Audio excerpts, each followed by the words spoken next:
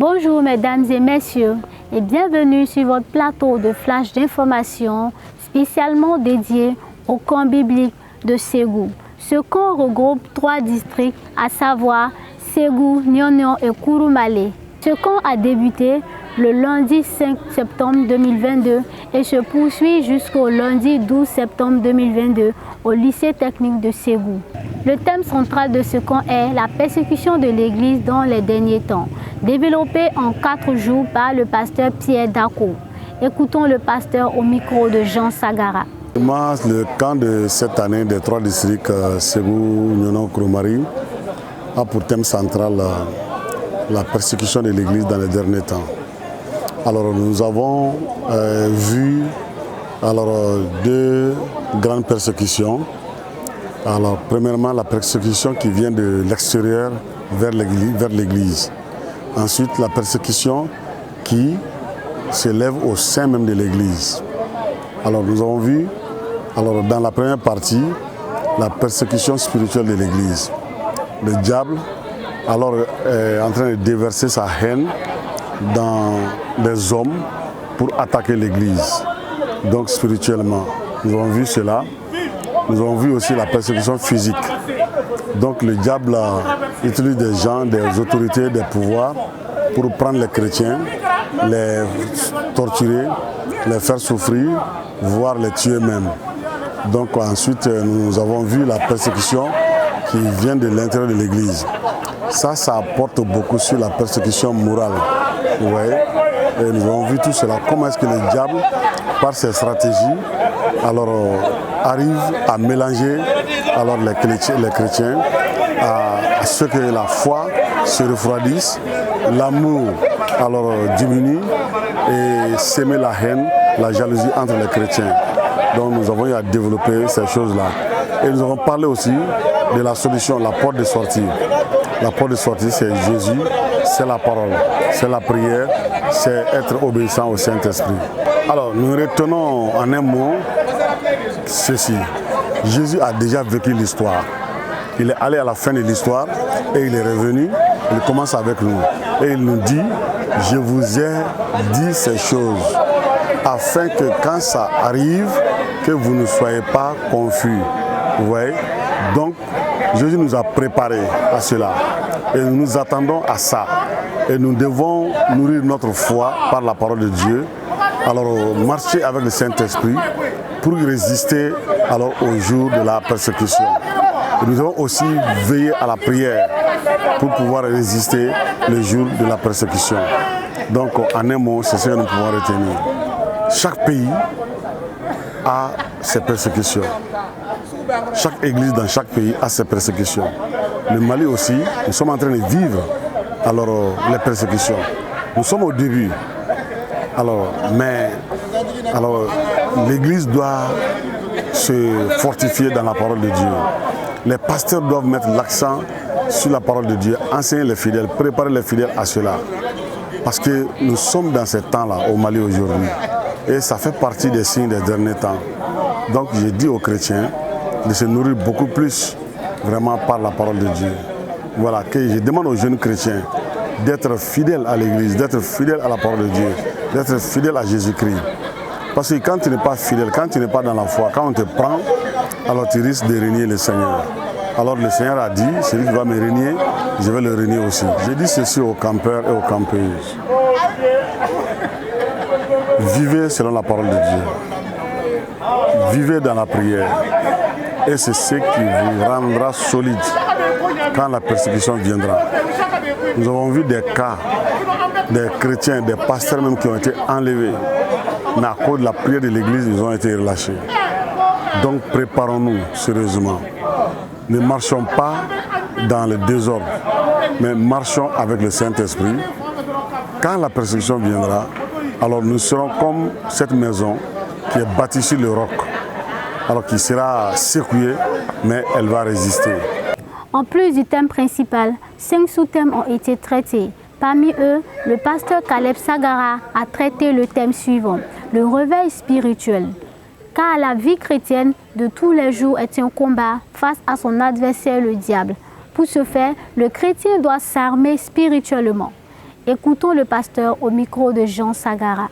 Le thème qui m'a été donné, c'était le réveil spirituel.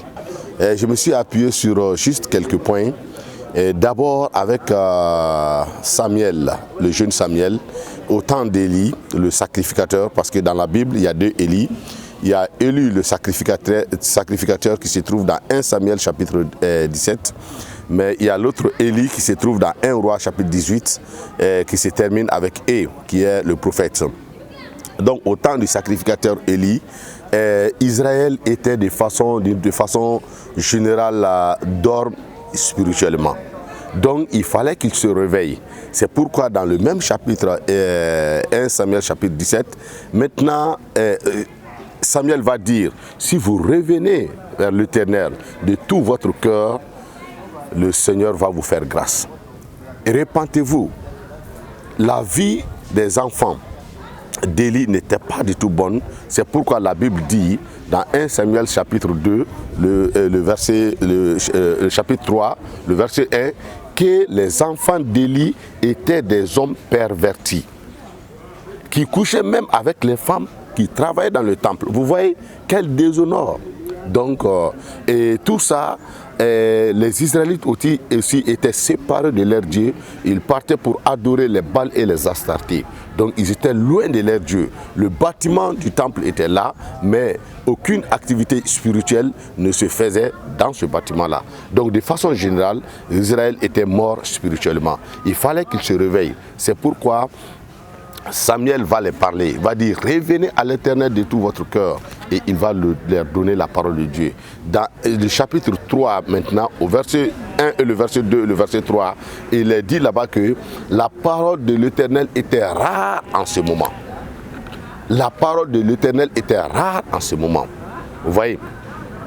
Mais malgré tout ça, puisque Samuel était très différent des enfants d'Élie, le Seigneur va lui parler parce qu'il était couché à côté de l'arche de l'Éternel dans le temple. La prière occupe une place importante dans notre vie pour le réveil. Donc il y a d'abord la parole de Dieu. Sans la parole de Dieu, pas de réveil.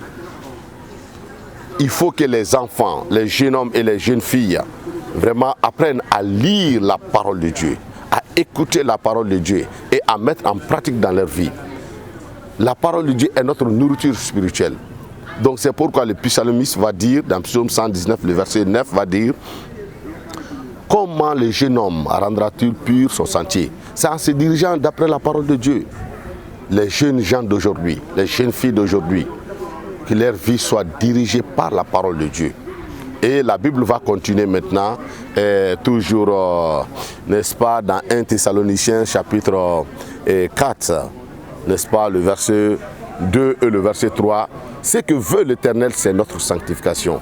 Que nous nous séparons de toutes ces choses-là, ces souillures-là, qui souillent notre corps physiquement, qui souillent notre âme spirituellement. Donc, telles que l'idolâtrie, adorer les fétiches, telles que les débauches, les dépravations sexuelles, voilà. Tout ça détruit le temple de Dieu. Donc nous devrons nous séparer de tout ça. Les Israélites, au temps de Samuel, au temps d'Esdras, au temps de Néhémie, étaient appelés à se séparer de toutes ces choses-là. Et c'est comme ça, le réveil va venir. Le réveil va venir. Deux choses importantes, deux éléments importants à retenir pour le réveil, la parole de Dieu et la prière. La parole de Dieu et la prière. Si nous nous appuyons sur ces deux choses-là, vraiment, il y aura un réveil. Bon, l'appel que j'ai à lancer à l'endroit des campeurs, c'est que c'est juste les appeler à lire la parole de Dieu, à s'intéresser à la parole de Dieu. Parce que quand j'avais même posé la question, vous savez, nos jeunes gens, surtout les jeunes hommes, connaissent tous les membres de l'équipe de Barça ou de Real Madrid qui se trouve en Espagne. Mais ces mêmes jeunes-là n'arrivent même pas à mémoriser un seul verset. Un seul verset. Tu connais les 12 éléments d'une équipe, d'un pays très lointain. Mais la Bible, qui est la parole de Dieu, ils n'arrivent pas à maîtriser même un seul verset. C'est lamentable. Les jeunes filles, pareil. Donc je les interpelle, n'est-ce pas? L'appel que j'ai lancé, qu'ils méditent la parole de Dieu. En toute chose est établie une hiérarchie pour la bonne gestion du travail de cette 23e édition du camp des 3 districts de Ségou. Le directeur du camp, M. Théophile Dakouo, selon lui, dit que le camp a été organisé pour amener la jeunesse chrétienne à se donner pour le développement de la nation, selon lui.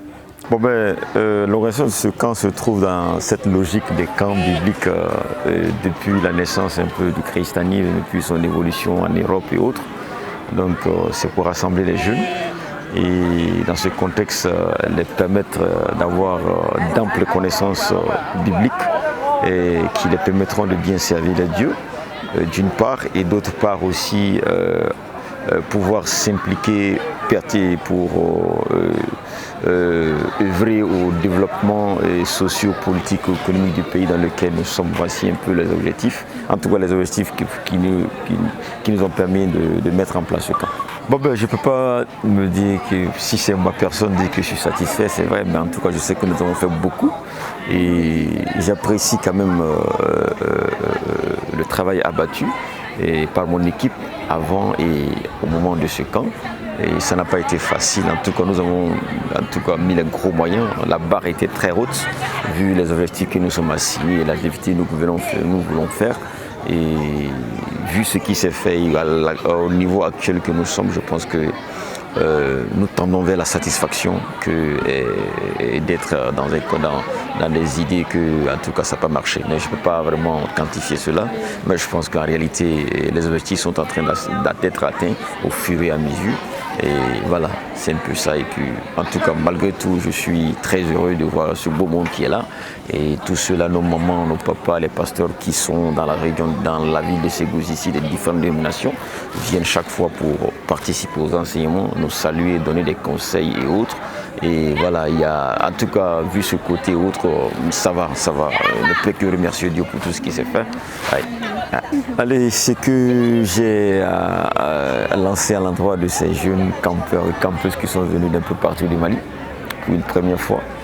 Et ça nous permet aussi de voir aussi quel est le degré aussi de cette jeunesse-là en matière de spiritualité, de crainte de leur Dieu.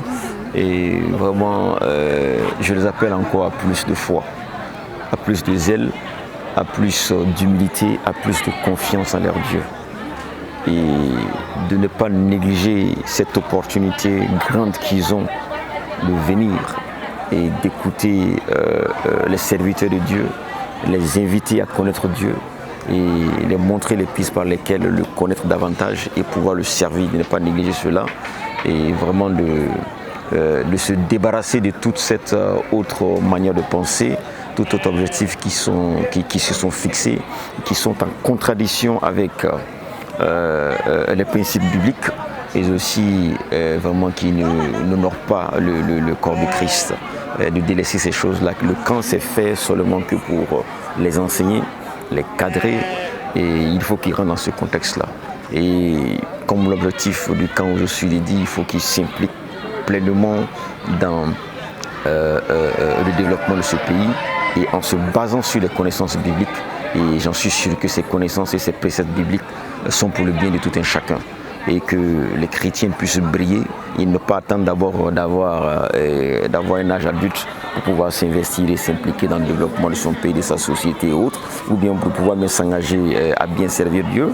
À leur âge, c'est nécessaire et à leur âge, ils doivent jouer leur partition à hauteur de souhait. Donc c'est à ce que là, je les appelle vraiment à peser de tout le poids dans le côté spirituel et j'en suis sûr que dans cette dimension, ils vont briller encore dans le monde et dans notre pays. Ils seront vraiment ces facteurs de paix là et des artisans de paix et dont notre pays a tant besoin maintenant pour le faire passer vraiment de ce moment très difficile de son histoire. Le sport est une activité qui nourrit et renforce le corps physiquement. C'est dans cette optique que les campeurs ont organisé un match amical entre eux tous les soirs au terrain de football. Sur le même thème, un match est organisé le dimanche 11 septembre 2022 entre campeurs et les porteurs de tenue. Ce match est un match de gala. Connaître sa source est d'une importance capitale. De ce fait, les campeurs ont eu la chance de visiter la ville de Ségou. Ils ont eu à visiter le domicile du chef du village en allant au royaume de Biton Coulibaly, puis l'espace festival du Niger jusqu'à rond-point de Bienvenue à Ségou. Les campeurs ont découvert la ville de Ségou et ils s'en réjouissent. Issa Dao nous fait vivre ces moments.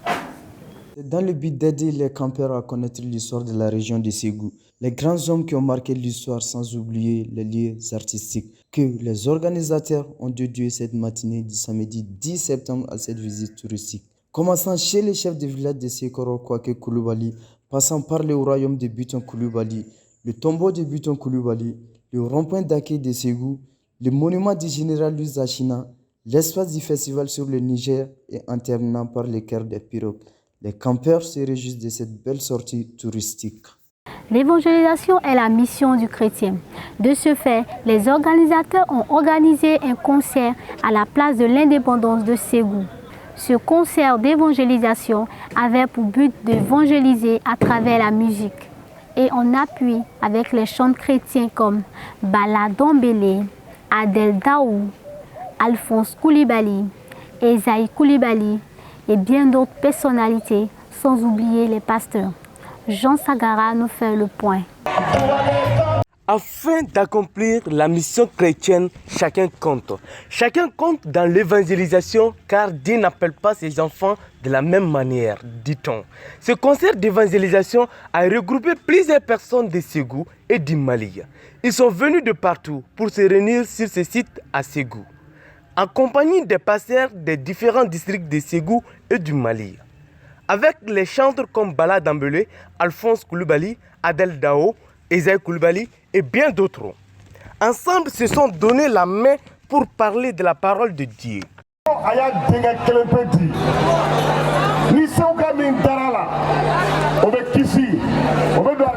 Bien-aimés, c'est ici que prend fin ce flash d'information spécialement dédié au camp biblique des 3 districts dont Nyonon, Ségou et Kouroumalé.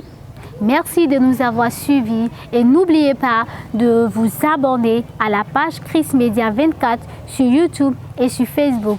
Que Dieu bénisse le Mali.